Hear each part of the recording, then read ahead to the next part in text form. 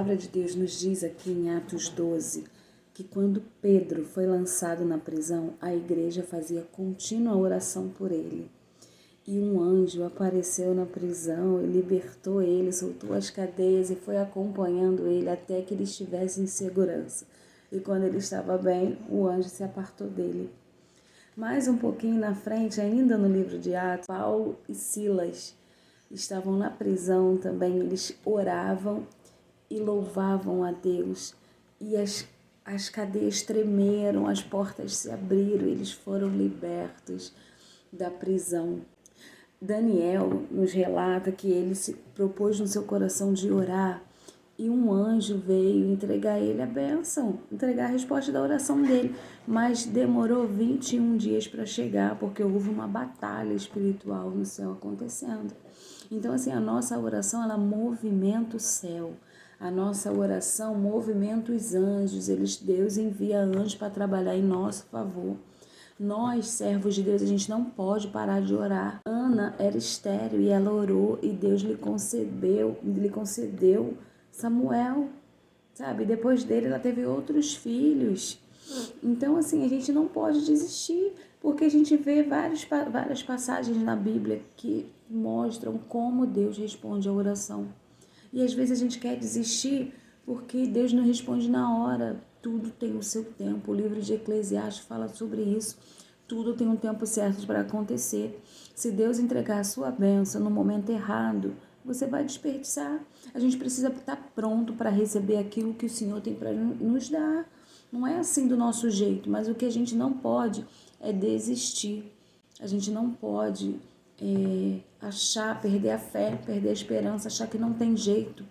No mundo, as pessoas costumam dizer, tem jeito para tudo, menos para a morte. Pois para nós que servimos a Deus, tem jeito até para a morte, porque Deus, ele pode todas as coisas. E ele fala na sua palavra que nós faríamos mais do que ele fez, porque ele foi para junto do Pai. Ele veio, o véu do templo foi rasgado, ele nos deu um livre acesso ao Pai. Não precisamos mais de intercessores.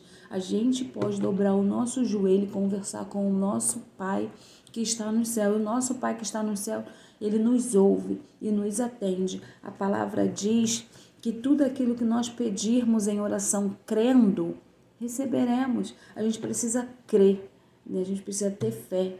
Né? Às vezes a gente vê pessoas orando 10 anos, 20 anos, 30 anos por uma bênção, mas no final ela consegue. Independente do tempo, ore pelos seus. A gente não pode aceitar que o inferno roube os nossos. Não podemos, a gente tem que saquear o inferno. A gente precisa ver os nossos na presença do Senhor. Não só os nossos, né? Todos, sabe? Ore pelo filho da vizinha.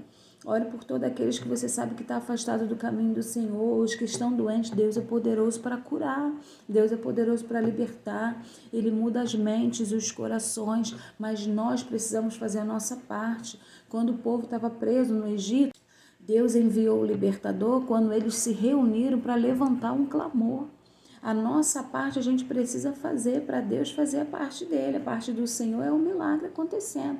Mas a nossa parte é buscar o Senhor, é orar e jejuar em todo o tempo. Vou fazer jejum em todo o tempo? Não, né? Mas orar você pode. Você pode orar trabalhando, você pode orar dirigindo, você pode orar no ônibus, você pode orar em todo o tempo, sim. A gente precisa estar constantemente conectado com o nosso Pai. E assim ele nos ouve, ele nos atende. Como tem sido a sua vida de jejum, sua rotina? Cristão, ele tem que jejuar, é o nosso alimento espiritual. Assim como você alimenta o seu corpo, você tem que alimentar o seu espírito. A gente está vivendo um tempo difícil.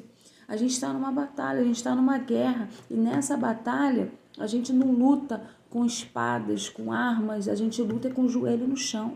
É através da oração que a gente vai conseguir a nossa vitória. Porque a oração de um justo, ela pode muito em seus efeitos.